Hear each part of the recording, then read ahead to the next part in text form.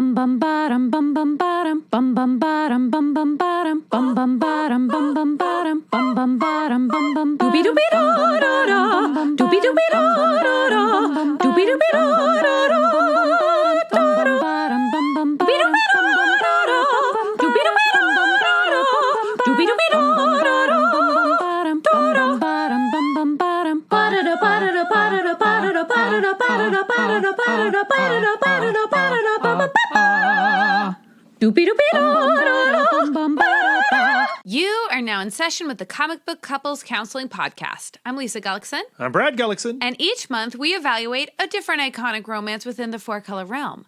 This week we're going to second base with Marc Jackson of Marc Makes Comics. In our Creator Corner, he is the writer and artist behind our favorite unlicensed Magnum P.I. comic, a.k.a. The All-New Adventures of Magnum P.I., as well as SPOOKIDS, Bring the Ninja, and much more. It's our first Creator Corner of the new year, and it's the first time a guest has come back onto the show. We did not scare Marc away. I am grateful. I'm grateful we didn't scare him away because the way we're running to keep up with this guy, from a distance, it might look like we're chasing him. The dude knows how to hustle, and that was one of the things I was most excited to talk to him about is just how he is hitting the onlines during this very weird year where there's no conventions, no meet and greets with your fans, but he is finding many ways, he's traveling many avenues to meet people and get his comics into their hands.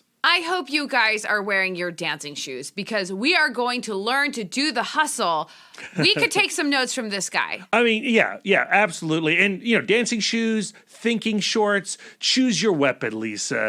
But it's all has to be wardrobe based. It all has to be wardrobe based. You know Magnum P.I. He's a fashion icon. I feel like I didn't watch Magnum P.I. as a kid. I think that we were a MacGyver household. Were those happening at the same time? They were near each other, but I think MacGyver came a little bit after Magnum P.I., and that makes sense because you're a little younger than I am, but I bet you your sister Teresa and your brother Joe were probably into Magnum because that was like my show. Magnum P.I., Simon and Simon, the A-Team. Yeah, I didn't watch any of those. Yeah. Not as a child anyway. As a married woman, yeah. I have now watched all of them because you've made me watch them. And actually, I really enjoy them. Yeah, I think they're fantastic. And I think as we have adapted to narrative-based storytelling, we sort of miss the episodic nature of shows like Magnum.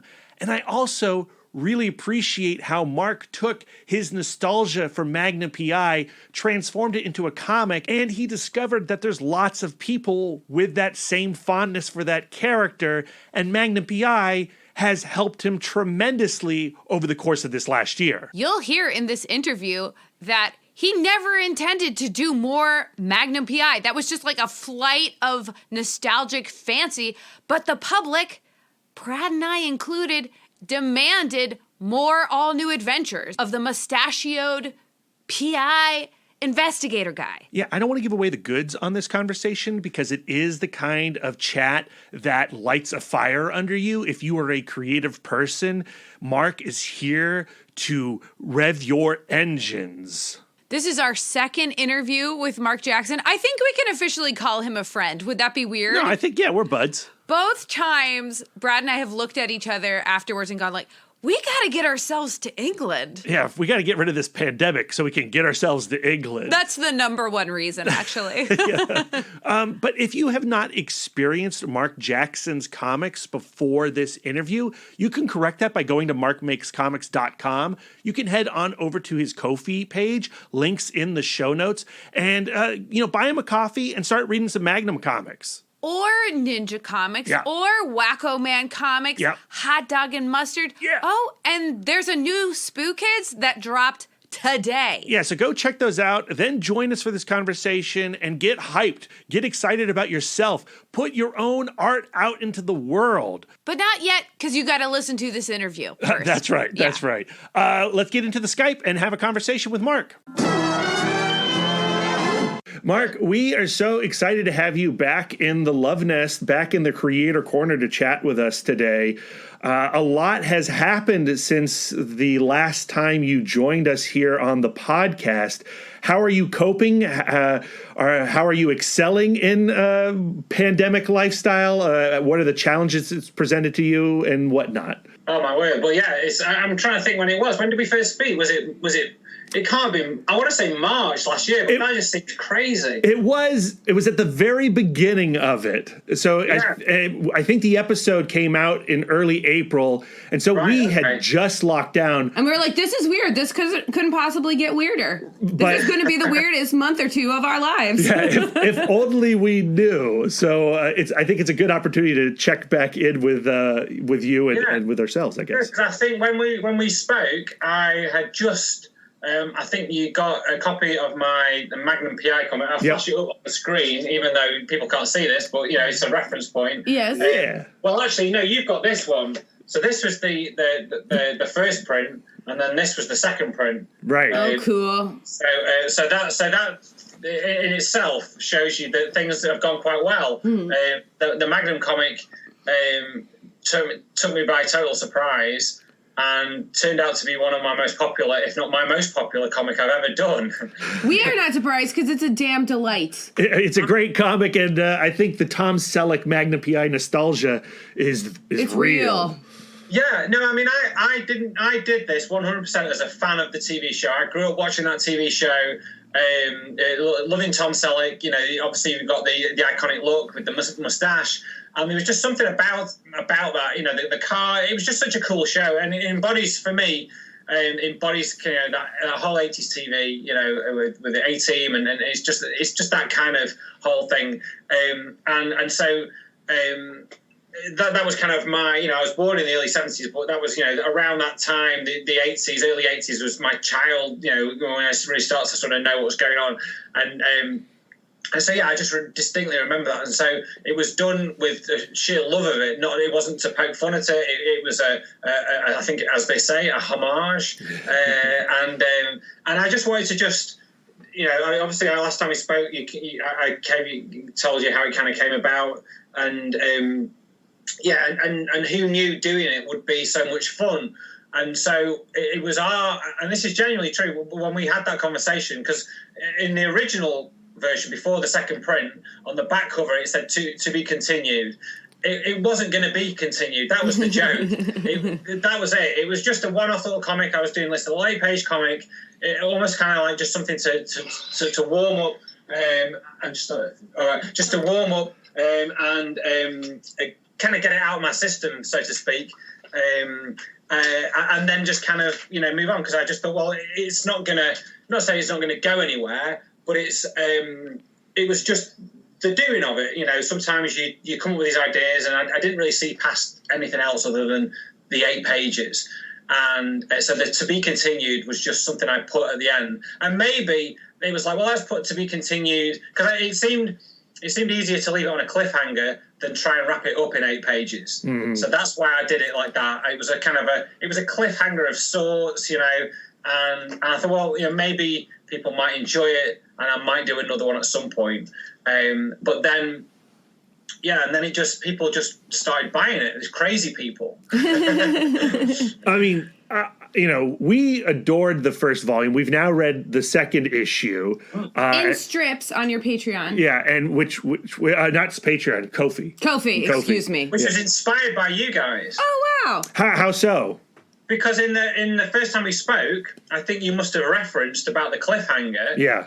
And obviously at that point, I didn't want to say anything, but you were like, I can't wait to see what's going to happen next. And I'm sort of sat there thinking, yeah. And so you kind of said that, and that kind of stuck with me. And then, so I'm maybe about a month into the lockdown. I think here in the UK, we kind of locked down maybe 2 weeks before you guys did, or certain parts of America. And so about a month into the lockdown, it became apparent that a lot of my comics that I was doing for publications, I did 2. So I still do one a month for the Brooklyn Red Hook Star Review over in Brooklyn, New York. which I've been doing for quite a few years now. And that's just like a little 4-panel strip. It's a comic called Hot Dog and Mustard. These two dogs. Again, I'm throwing it up. Why not? Let's just throw it out there. We'll include photos and links in the show notes as well. Cool. So I do that a month, and the first sign that I thought things were going to go a bit wrong was when the editor. I did another one for a magazine called Comic Scene, a UK magazine about British comics, and from its first issue, I did every issue of it. I did a 1-page comic called Wacko Man, it's kind of like this Adam West Batman kind of superhero kind of thing that then started to get quite bizarre towards the end. I started to, in my opinion, I was being influenced by the idea of Watchmen, and that kind of thing. So I was kind of sending it off into a bit of a crazy place. Anyway, that magazine, so it came, so I would do one a month, but there was no set sort of date when well, there was, but there was no. It always kind of fluctuated. Sometimes I get it done a bit earlier. Sometimes it would be a bit close to the bone. And I just checked. I'd sent off what turned out to be my last ever one, either just before or just into the lockdown. And then I said, "Can I just check? When's the date for when you're going to want the next one? Because obviously things are a bit crazy. So just so I can plan." And he said, "Let's just hold off for the moment because all the shops closed." Yep. So everything's crazier than it is now. Obviously, like all the comic shops closed. Crazy. Marvel and DC actually stopped publishing comics. It was, and so it was just like insane. And so they stopped the magazine. And in the back of my mind, I had a feeling it wasn't going to carry on. Something said to me, I don't think I'm going to do this. This isn't going to happen again. And so I lost that. So I knew I'd lost it for the foreseeable future. I think he said, let's sort of check in where we are in sort of July. And I thought, and this is like March. I'm thinking, all right, okay. It was a small part of my income, but it was still a part of my income. And when you're a creator, you're in the mindset as well of I'm doing this each month or I'm doing this each week. And so I then approached the New York paper and said, "Are you going to want a comic?" And he was like, "Let me get back to you next week." I was like, geez. "Oh." So I was literally like, I can't lose all my, because 2 years ago, again, because one magazine stopped and a newspaper folded, I ended up losing a twice weekly strip. It's not twice weekly, a twice monthly strip and a monthly full page. It's a similar kind of thing, not obviously with a pandemic, but just the publications just ceased to exist. And I found myself as a cartoonist that wasn't actually doing any regular published comics. And so then I set about fixing that, and that's what these two jobs were. And then I'd lost one, and I thought, oh no, I'm going to lose another one. Anyway, the editor said to me, "Listen, I can commit to doing next month's, because it's a community paper, so he wasn't, there was no funding. It was all coming out of his pocket. His main business was a postal business, so that had just been clobbered as well." And so he said, "Let me get back to you next week." And he came back and said, "Listen, I will do it, but I can only pay you half what I usually would pay." So I thought, well, it's quite easy for him to have said, "Listen, I don't need a comic. I would need to save my money." So the fact that he said that he was willing to pay me something was really cool. So I said, "That's fine." It turned out that with the exchange rate, I don't think I got much less than I usually got anyway. So it didn't really, and I carried on going. And that was the only month when he did that. And then I just carried on. So that one didn't go. But my long-winded answer to how did you influence me was because with you saying, how much you enjoyed it and continuing. So I thought, right, what do? I don't just sit here and start crying. Obviously, there's no publications that are going to be taking on new work at the minute because no one's publishing anything. So I'd been using Ko-fi a little bit prior to it, and I thought, right, okay, I need to use Ko-fi and see if I can fill the gap of what I was getting each month for the print comic. If I could do that in Ko-fi, if I could get enough support each month, and I thought, well, the comic strip from the magazine, that's not going to do it. People don't know that enough for that to generate money. But maybe if I turned to Magnum, my most successful comic, people would want to see more of that. And so I did another article on Bleeding Cool, which my initial article for them was what really helped get the attention on that comic. And the sales definitely did, because when that article went live, literally like an hour later, I got so many sales. It was fantastic. So I did another article saying I was turning it into a webcomic. I contacted everybody that bought the first issue and said, I'm doing this. And people really connected with it again. So I started doing it monthly again from the end of, so the first one was like the 1st of May. And I did that every month up until December of last year, where the last strip came out on the anniversary of 40 years since Magnum aired in the US. Oh my God. How fun is that? That makes me feel way old. I have so many follow-up questions. I do too. So You go, and then I'll go, then you go, then I go. Okay, so my first one is, what I respond to very much in your answer is this idea of carrying on. You know, I am inspired by your hustle. Big time. And obviously, you know, you found something that connected a little bit, and you were able to shape that into and mold it into something that would gain more outreach. And it did. And, you know, I can't remember if Bill Sienkiewicz had given you a quote when we first talked or not.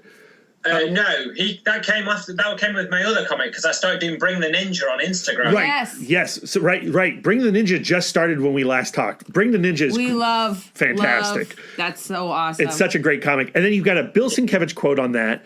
And then recently you also got the attention of Tom Scioli, who's one of our idols as well.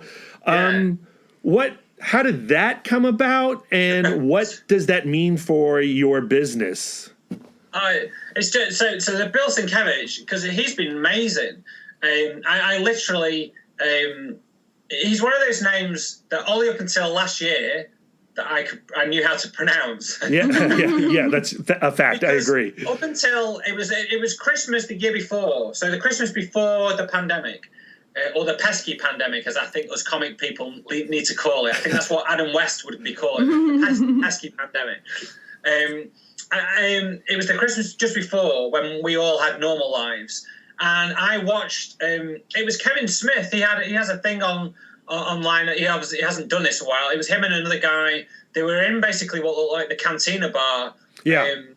In Star Wars, I can't think what it's called, the show. Fat Man Beyond with Mark Bernardin, I believe, right? Yeah, something like that. Yeah, and it was Bill Sienkiewicz, and then they were talking about the Rise of Skywalker, and I thought, oh, Bill Sienkiewicz, his name had kind of come back into my sort of, I can't think what the word is, into my zone for some whatever reason, and then he said he was being interviewed, and it had never dawned on me really to go, and I'd been following him on Twitter and Instagram.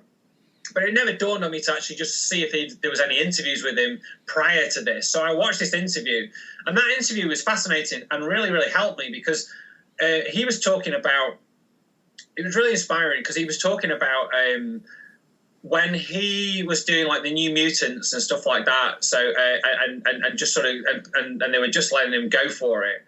And then when he came to be working with Frank Miller and doing Elektra Assassin, he'd been doing the covers. And he'd started painting the covers, and back then he'd said that there was no rate at Marvel for painting a cover. I think like the rate for doing a cover was like $50. That was it. And they said, well, listen, you can do these covers, you can do them however you want, but the rate is $50. And he thought, I'm getting paid. I'm not getting paid obviously nearly enough, but I'm still getting paid, and I'm getting to do what I want. And that as a creator is really important, because, it's all about getting paid. I have a young family, and if I'm doing stuff, it's got to make money. It's got to be going somewhere. I can't just be indulging my fantasies. But if you're getting paid and you're in control of it, then do you know what? That's still good, because it might lead to something. And look where it led him.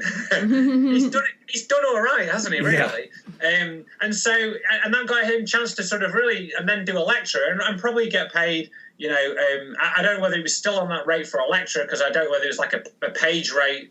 I think I'm saying this right. It was the cover rate that was $50, or maybe it was the interior page. I don't know. But he just thought, I'm just going to do it. And so that interview with him was really inspiring, and so it kind of put him on my radar. I was really interested in. He seemed like a really nice guy, and then I watched a lot more stuff and just got really inspired by how he did things. And it's weird how your inspirations for making your own comics can come from places where, if you were to look at my comic, would you look at any of my comics and say, "Oh, I can see the Bill Sienkiewicz influence there"? But particularly in Bring the Ninja, it really is. For me, every single page, it's there because the inspiration doesn't necessarily mean you're doing a comic in terms of how they draw or how they compose things. It's if they're kind of sat on your shoulder or behind you while you're doing it, then that to me is how somebody's inspired you. Yeah.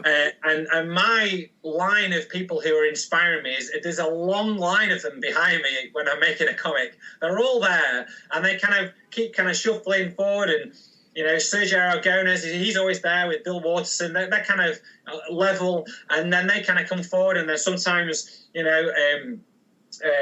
Tom Richmond from he is from Mad Magazine. Mad isn't there, but it's, wonderful Tom. He kind of creeps up sometimes, and then Lou Stringer, who's a British comic artist, a cartoonist over here, he does, and so Bill Sienkiewicz was kind of like the new guy in this kind of lineup.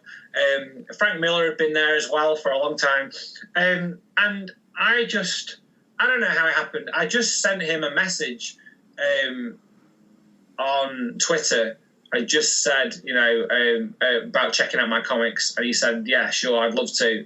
And then I got his email address and a direct message from him on Twitter, and he. I feel like there's something else. There was another reason. There was something else. Like, it's not coming to me. But we just got a conversation, and then he emailed me back. Oh, that was it. A friend of mine called Leonard Sultana. He goes by the name of the Englishman in San Diego. Oh, yeah, we know him. Yeah, we're buds. Yeah. Yeah, it's Leonard's birthday today. Yeah. So I know this is going to go live on a different day, but we're talking on a Monday, and Monday the 18th of January. It's Leonard's birthday. So happy birthday, Leonard. Yeah, happy birthday, Leonard. Yeah, so just prior to me getting the connection with him, Leonard was supposed to interview him on his show. And it didn't end up happening, but Leonard thought he was going to do, and it didn't end up happening. Anyway, it turned out that Bill had got the wrong date or something had happened. Anyway, he came back on, and in between then, Leonard had sort of tweeted about me, and because I had said about, I hope Bill can come back on, and Bill had liked it, and I just found my way in there. Yeah. And then, he replied back to me, and I sent him the comic. I think it was finished at that point, or just finished. And I didn't know. I was hoping I thought it's going to go one of two ways. He's going to see this, and he's going to see that there's this energy of just going for it and doing things your way, or he's going to look at it and go, "Why have you sent me this?" and I have to tell you that the email he sent me back to tell me he was going to do a quote, that email itself was a quote. Oh. And I can't believe it came at a really cool time, and I just read it and I just thought, this is insane, because he doesn't need to say this. He's not just saying it just to get rid of me, because and he obviously meant it, and it meant the world to me, and it was really cool. And anytime when I first started promoting it, when it came out, anytime and I thanked him, and I did a tweet with a picture of the back cover just to say, this is so cool. He would retweet, and just off that retweet, I picked up sales and stuff like that, and so it was amazing. I don't know. I can never hear enough the message of, like, you want to get in contact with a really cool person, how about just ask? Just reach out there. What's the worst that happens? You're strangers now. Yeah. You'll continue being strangers. Yeah. As long as you're polite and you say nice things about their work, and you're not just approaching anybody, you're going, "Oh, well, that person will do." If it genuinely means something, I think they can tell that. And so that's how we went with Bill. And then similarly with like Tom Scioli, I didn't realise that I was a fan of his work. I picked up when it came out, the Transformers versus G.I. Joe free comic book day issue, solely because it looked totally different than the majority of all the other modern comics. It looked more like the comics that I grew up with. But what I didn't realise when I started reading it, I was like, hang on a sec, what is this? There's humour in this. This is black comedy in here. The humour's dark. this is not what I was expecting. The way the characters were talking mid-battle, it was kind of like a little bit like Tarantino, I suppose, in a way. Their conversations in the middle of something else that was quite extreme. And that kind of resonated with me. I like that kind of thing, the ridiculousness of characters. And this is weird because this is how I approach Bring the Ninja. You know, you're in the middle of a battle and then suddenly you stop to have your sandwiches.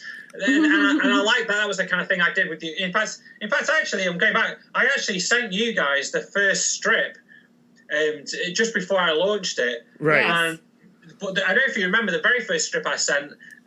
On one of the panels, it was quite different. The dialogue was quite different. It was just kind of straightforward, and it was just kind of, it wasn't really, it was missing a little bit of the tone, which then became what the whole comic was.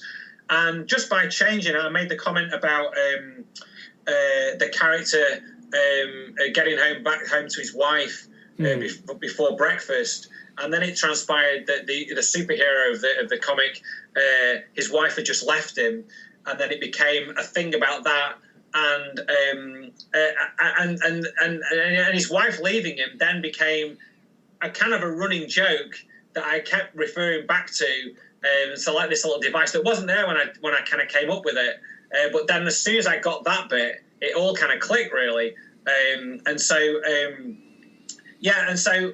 And for me, that was then when I went back and reread Transformers versus G.I. Joe. I think I was in the middle of doing Bring the Ninja, and I thought, I need to check that out because I kind of feel I'd been reading. That was it. I'd been rereading some of my old G.I. Joe comics, just the straightforward Marvel ones, from sort of like the mid to late 80s. Yeah. And just as a bit of inspiration, because I kind of felt it was kind of going like a bit of that G.I. Joe kind of A-team kind of way. I felt like I was assembling a bit of a team kind of thing. And I thought, I must dig out that random one, and reread it and thought, wow, there's so much in this that I've kind of been maybe channeling, or maybe it resonated with me because it was the kind of thing I like to do in how I wrote the comics and stuff like that. And so I then reread that and then went onto eBay, and it became my lockdown kind of thing of just picking up random issues of that series. I didn't know how many issues there have been. There was 12, I believe. Yeah. I know I could have picked it up in the trade format, but I just thought I wanted to get the cover, so I just randomly picked them because of which cover I thought looked cool. Fun.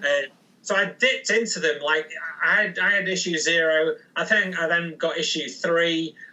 Then I went issue 7, and I've been doing that over the course of a year, just picking up random issues and reading it out of sequence as well, which is quite a random thing to do because you realise how it becomes. I think was it you guys who referred to him as the Stanley Kubrick of comics?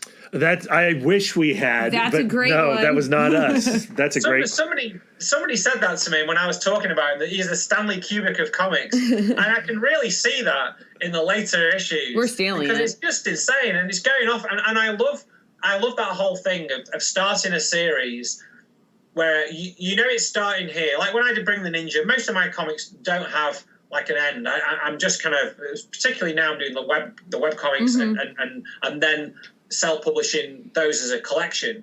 I don't really have an end because I just wanted to kind of run and see where they could go. And Bring the Ninja, I had lots of ideas, and it was quite nice to sort of know where you're starting and know that by the time you get to a point where you kind of either get to an end or you go, I'm going to put a bit of a pause on it for the time being, that the comic that started and the comic it is now is like almost like totally different. And I really like that. And that's what I got from that comic. And definitely things in it that inspired me for some ideas that I've got for when I come back to it, which might be maybe in the summer. I might start doing that again on Instagram. So another incredibly long answer. I love it. No, that's okay. That's what we're here for. I was thinking, because we don't want to abuse, you're very generous with your time. So I was thinking maybe we could do a little bit of a CBCC lightning round. This is like our first ever. Yeah. Oh, okay. Cool. I'm excited. I've got 10, 15 minutes is fine. Okay, great. Thank you. Okay, so the first one would be like, have you heard of the 5 love languages? No. Okay, so the 5 love languages are the 5 ways you you prefer to give and receive love. So it's words of affirmation, Okay. gifts, physical touch, quality time, and what's the last one?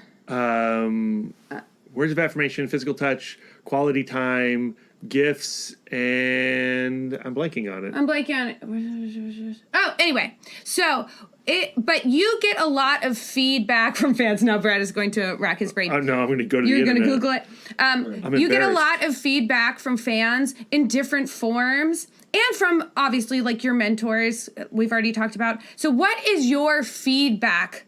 Love language.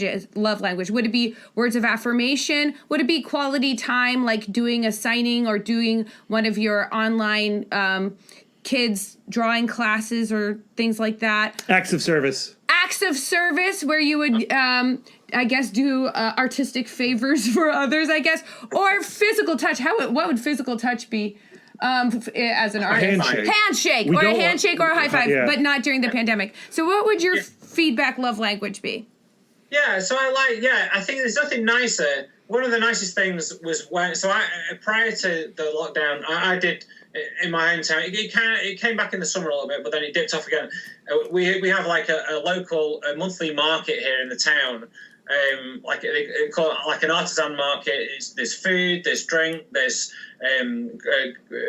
people do craft stuff, creators, people selling their things that they've created, whether it be just something they just do on the side or whether it's their job. And I've been doing that for this might be my 8th year now.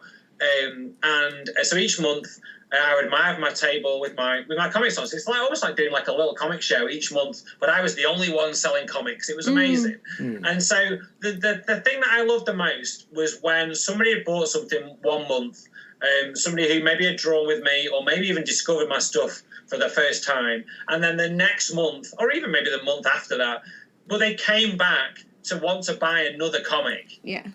And so that was like that's a nice feeling, because you just think, well, obviously they like what I'm doing, and then that makes you want to do more, because it makes you want to shamelessly do more so you can sell them more. Yeah.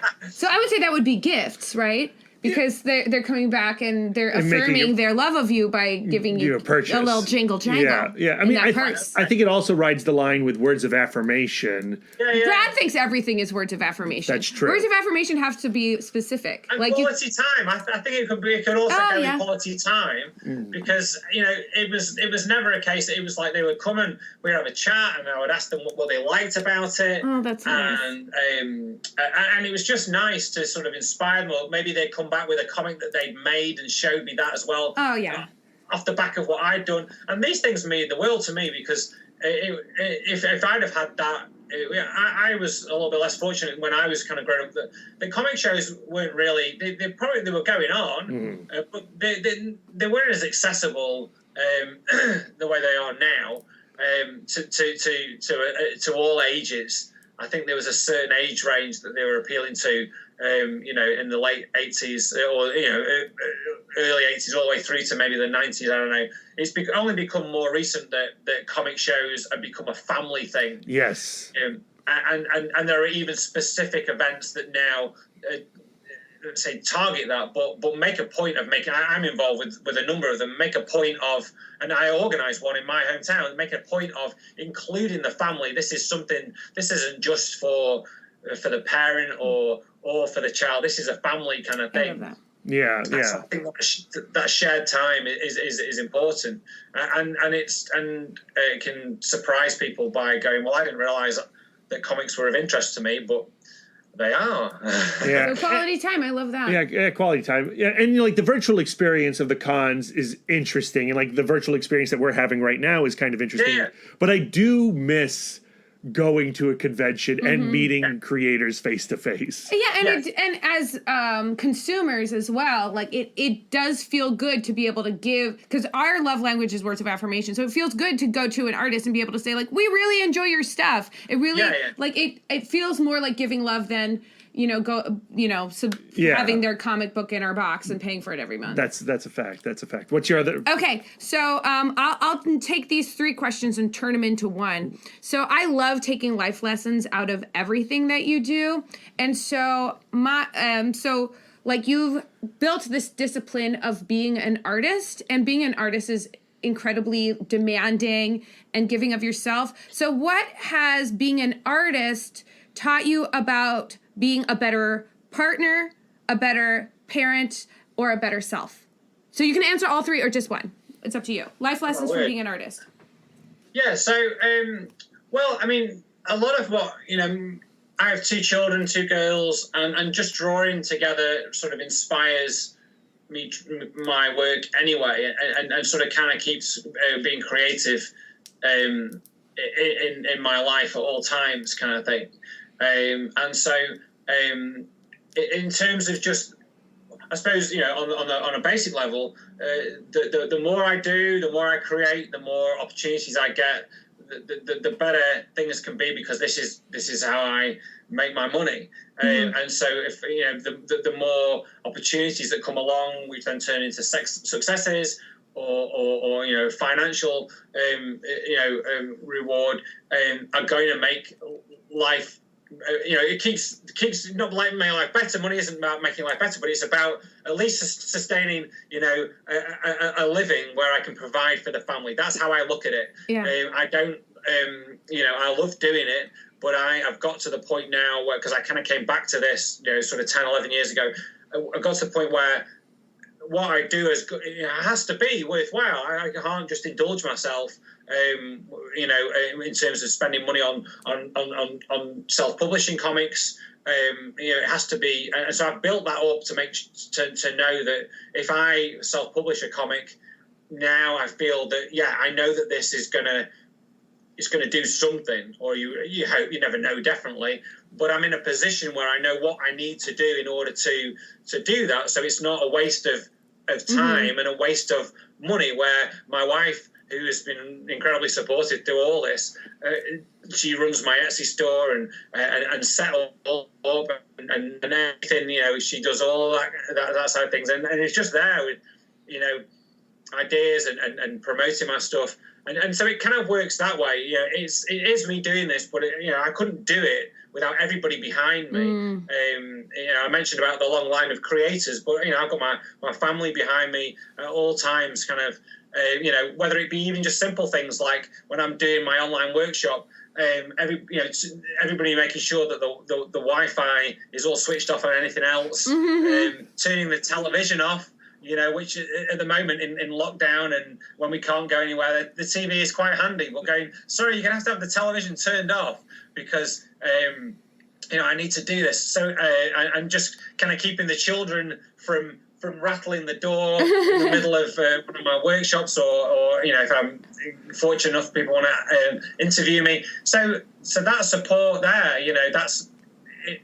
I kind of feel that maybe answers your question. Yeah. I took 3 lessons from that. So the first lesson is you can't afford to not take opportunities. That every if you want to be an artist, if you want to be a better person, value opportunities. Every opportunity has a true value. The second lesson I took was I love the metaphor of the Wi-Fi going to have true quality time. Time is like a resource, just like Wi-Fi, and there's only so many things you can have running on your quality time. So sometimes if you want to have true quality, you have to turn off those other distractions. That was the second. And then, of course, the ongoing message of, don't, just like you don't take opportunities for granted, don't ever take your support for granted, because you're going to notice when it's not there. You know what I mean? Oh, no, definitely. Yeah. No, I am not, I'm drawing the comics on my own, but I am doing them. I even believe that the way that I make my comics is directly influenced by our family life and how we worked 8 years at home before with children in the house before our youngest daughter started school. So the way I worked in terms of what time of the day was influenced by who was around, who wasn't at school, and also how I worked even when they were in the house. You know, suddenly we're on school holidays and suddenly the children are in the house. I definitely think that the way I make comics has been influenced by that in terms of it's amazing what you can do in a short space of time. I don't take my time for granted. I get things done. For instance, I'm not blowing my own trumpet, but it surprises me sometimes because I don't quite understand. But I sent you guys the third part of the SPOOKIDS comic, just the black and white line art. I still don't quite understand how I managed to get it all done, because I'm sure I was still at the point where I was about to start it, and then suddenly I've got a page done. I'm thinking, how have I done that? Because the girls are now not in school. You know, we've got homeschooling going on, and I've done it because I've been getting up and doing like an hour's work before breakfast every morning. So I sit in my pajamas and do an hour's work. And to the point that what I did at 7 o'clock this morning feels like it was another day. Yeah. and so I just make use of my time, and no disservice to people. But when people say, particularly, you know, who haven't maybe got a family yet, or you know, haven't got a family, they chose not to have a family, if they even live on their own, if they say, I just haven't got time to get these things sorted, I just think, how? You know, but I do understand that people's brains are affected by different things. So you just because you're on your own sat there, in fact, being on your own at home as a creator, I know a number of those people who are doing that. When you're actually sat there on your own trying to create, when you're on your own, although as a parent, being on your own, it's like, wow, I'm on my own. This is great. When you're actually on your own and you know you're on your own, that weighs on you and can stop your creative process as well. Whereas for me, it was the opposite. It made the pandemic and everything that's gone on this past year actually made me want to create more because of what I said. I didn't have the choice to not, because if I stop creating, I'm not bringing any money in. Yeah. Right. Oh, it's that extrinsic motivation. Yeah, I couldn't sit there and cry about it. I had to get it done. You know, the Bring the Ninja comic, that was me just about to lose all my work. So I thought, well, I want to still create something. So I'll start doing a weekly comic. Let's do that. And then people might like it, and maybe they'll drop me a coffee from time to time if I promote that. And then I got to the point where I thought, right, okay, I've now got enough of this to self-publish a comic. And now, so it's been making me a little bit of money every now and then, and now I can self-publish it and then sell printed copies of it. And then, you know, I've got my fantastic quote on the back from Bill, and that can help. But what I've definitely realised is that, and I think this is moving forward, this is how I'm going to do things. I'm not going to, I can't see now when I'm going to set about, I'm now working on a new comic, like a self-published title, to then self-publish. I'm only ever going to do comic strips at this point that I collect in print to then sell again, because I want to keep that flow of, because Ko-fi's become a really good thing with Magnum. You know, people have been supporting me really generously, and I know you guys did, and I really appreciate that. And so it's a great way of it making money, and then you repackage it and sell it again. Because people love print. Some people might want to hang out for the print version in the end anyway.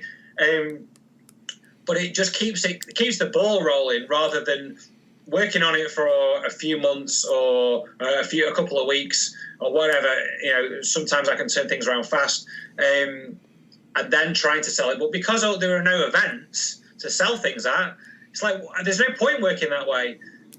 For me, I've got, usually I would like, well, okay, well, let's get a comic ready to launch at this event I was doing, but that wasn't happening, and so I've totally changed how I approach making comics now, by doing the strips. You got to adapt, man. You got to adapt. Strips was my first comics language anyway. Like I like strips. Well, that's how I grew up. What's great about this method, though, is you're not singling yourself to one audience either, right? Like the digital audience or the print audience or whatever. No. You're hitting all formats, your whole crowd. And then there are people like us who, okay, we'll use the digital to just like get a taste, but then once we've tasted it, we got to hold it in our hands. Yeah. So I love that. Digital is nice, but when you get the chance to get a print version of it, especially something you've really enjoyed.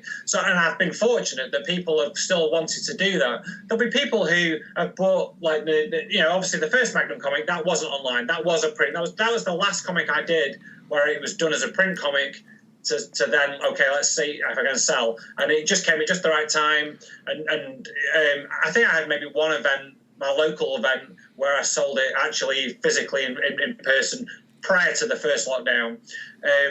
But all the sales from that were online. And then the second issue of Magnum was the collection of the 8 comics. And then I'll do the same thing with SPOOKIDS. That I think I'm going to put out an issue of that every 4 months. nice.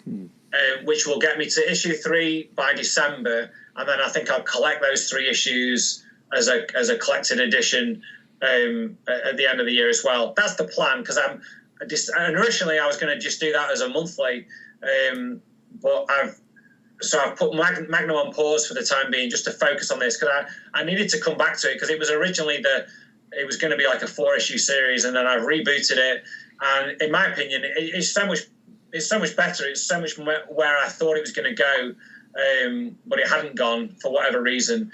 And doing it as a strip, inspired by Bring the Ninja, because I loved how I approached that, and I thought I need to do this same kind of thing with SPOOKIDS. So I've got some really fun things coming up in that. You read the first 3. Yeah. You can probably tell that especially the third one, suddenly we've got a random thing happens in the third one. Mm-hmm. Which I kind of really liked. Yeah. And that will carry on.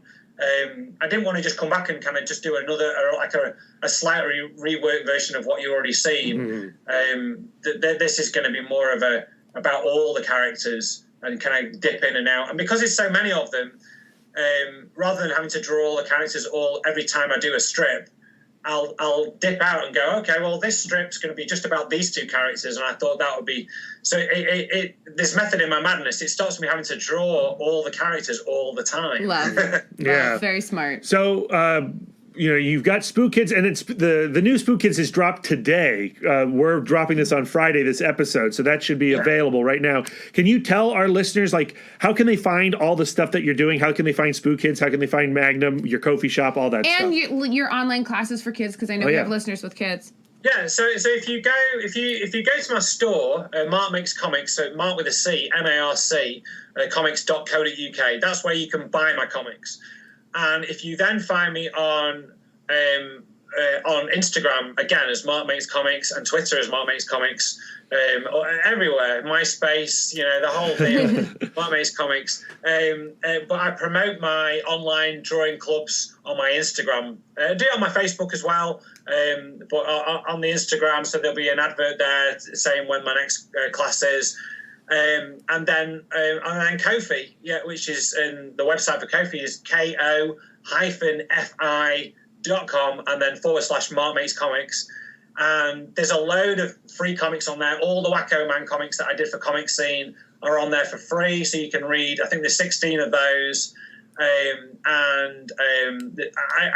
the start, I started putting Bring the Ninja on there, but it wasn't quite working because that was created for Instagram as a swipe along kind of. So I didn't keep up with posting that on there. I might come back to that at some point. But then Magnum's on there, part 1 to 8 of the all new adventures of Magnum P.I, which is kind of like if you've read both of them, it's kind of there's little elements of the mini comic in the new strip. It's kind of like a reworking, so that throughout the second one, there's like the storyline is about losing the Ferrari. The Ferrari's gone missing.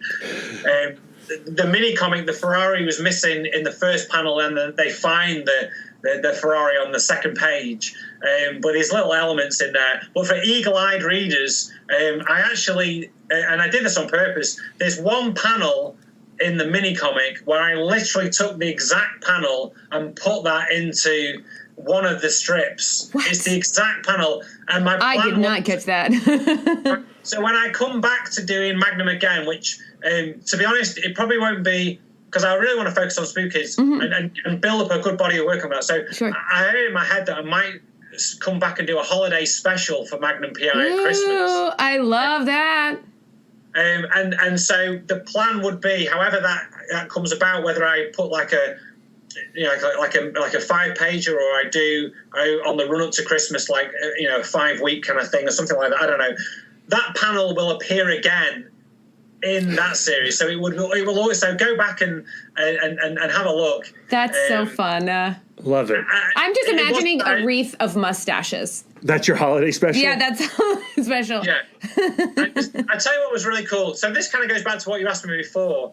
A guy in Australia and his son, they bought the first Magnum P.I. comic, and then had been following it on Ko-fi, and he reordered the first issue because his son had cut up the first issue to cover his school books. Aww. I was like, wow, this is amazing. So he reordered the new issue, and then he had said, we religiously read the monthly strip, and that was just really cool that somebody would tell me they did that. And then he then referenced, so you read the new ones. Yes. He then referenced, which wasn't in the mini comic, but became a running joke about Magnum's thinking shorts. Yes. Which, again, I've got to the point now whereas I don't see my comic as a version of the TV show. I see that Magnum has almost become my character. This is my character who happens to be called Magnum P.I. So I feel like I kind of own this version of it. Just don't tell Universal Pictures or whatever.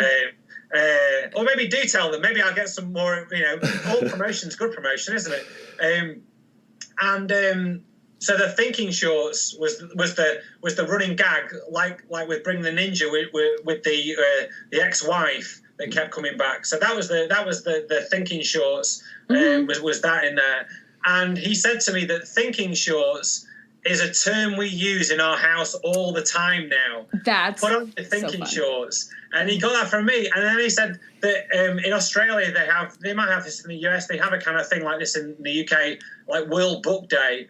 Or this World Book Day, but then there was something else he mentioned, and his son is going to come as my version of Magnum P.I. to World Book Day next year or this year.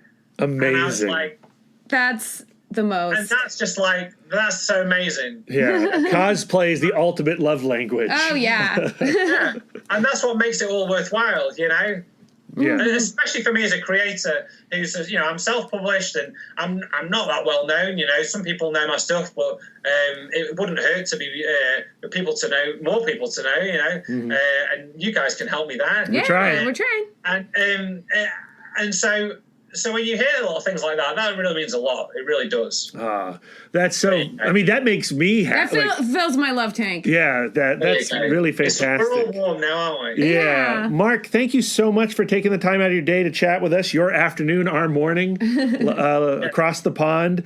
We're going to send all our listeners your way to all the things that you just mentioned. We're going to include links to all of that stuff there in the show notes. So go send Mark some love. Buy some comics. They're great. Yeah. Guys, it's so nice to speak to you guys and see. We're going to see each other this time, the people who are listening. And because this is happening on Friday, I'm so happy that the inauguration went without a hitch. Yeah. And Yes. wasn't Lady Gaga's performance amazing? Amazing. Who knew she was going to do that live on stage? Yep, she came out for Biden for sure. Incredible. Oh man, Mark, thank you so much. You have a great day. Yeah, guys, take care. Stay well. Stay well. Stay well. Bye-bye. First things first, I am so glad that the inauguration went well. Oh my goodness, how awkward would that have been? Oh, I would have edited all of that ending to that conversation out. But luckily, Lady Gaga did rock it. I know we were biting our nails for her. She did, and she looked gorgeous doing it. Love that dress. Love that like crazy brooch that she had on. She knows how to bring it. Unlike Bernie Sanders, dress up, friend. Look man. alive. The Bernie memes over the last couple of days, I started to get annoyed by them, but then they took it up a notch, and then people started doing like fan art and animations around Bernie Sanders, and I became inspired again. I know. Well, those are the best memes. The memes that do the whole rotation around the sun back to funny again. Yeah. So, Mark, you're lucky. You're lucky that the inauguration We're lucky went well. and grateful. And grateful. We are lucky and we are grateful. But the fight is not over. I am breathing easier, though. Aren't you? Yeah. I mean, of course I'm breathing a little easier, but that's when they get you. So watch your breathing. Yeah, wear a mask. Yes, and wash your hands. Do as Judge Dredd says. It's the law, at least on federal land it is. But guess what, guys? That's going to bring us to the end of this episode. We are absolutely super grateful to Marc Jackson of Marc Makes Comics for joining us, for returning back into the Creator Corner, for kickstarting off our Creator Corners for 2021. Marc, thank you so much. We love the chat. I know our listeners enjoyed it as well. And we love the comics. We're like the hair club for men up in here. We have...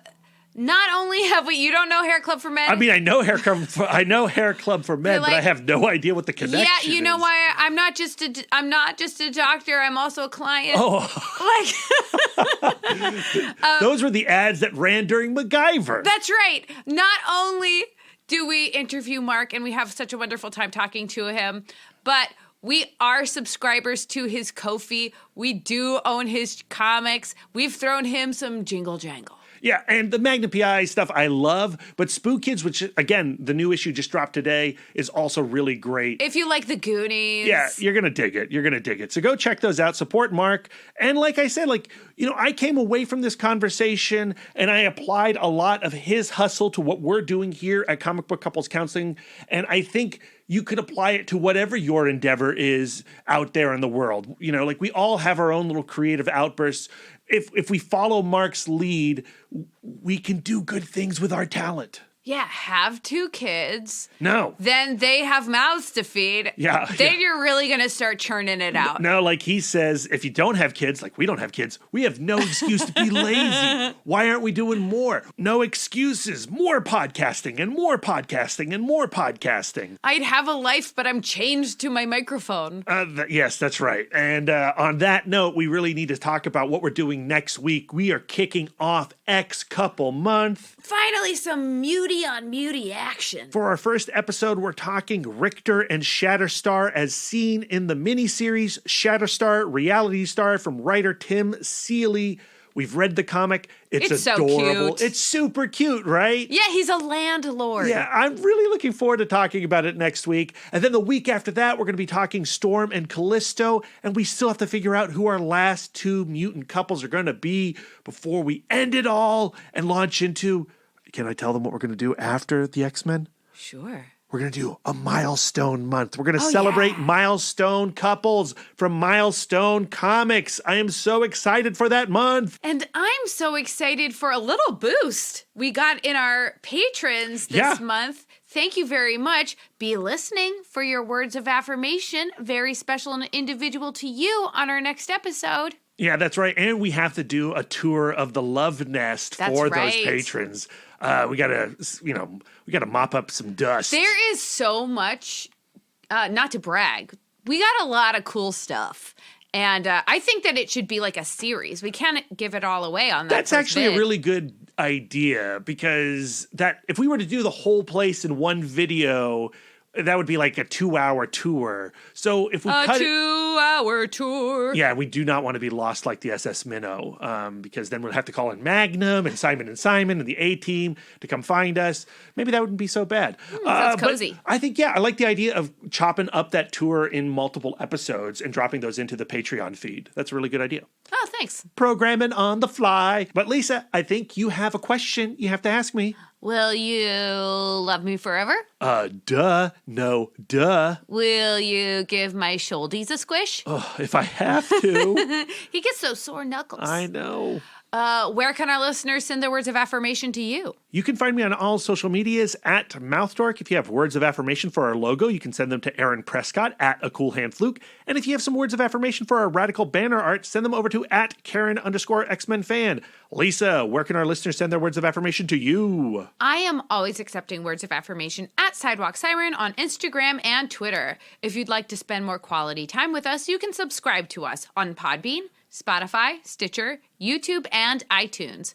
If you'd like to get exclusive, you can join our Patreon, where you'll get more content, including weekly bonus episodes. We also have a Ko-fi. Yeah, we do have a Ko-fi. We don't talk about the Ko-fi, and I don't really upload enough to that Ko-fi. Maybe I should turn that around, because if Marc Jackson's got a Ko-fi, we better have a really good Ko-fi. Do the hustle. But if you want to reach out and touch us electronically, you can email the podcast, cbccpodcast@gmail.com. You can visit our website, www.comicbookcouplescounseling.com, or follow us on Instagram and Twitter at CBCC Podcast. You can give us the gift of 5 stars on Apple Podcasts, and if you'd like to do an active service, why not write a review of the show while you're there?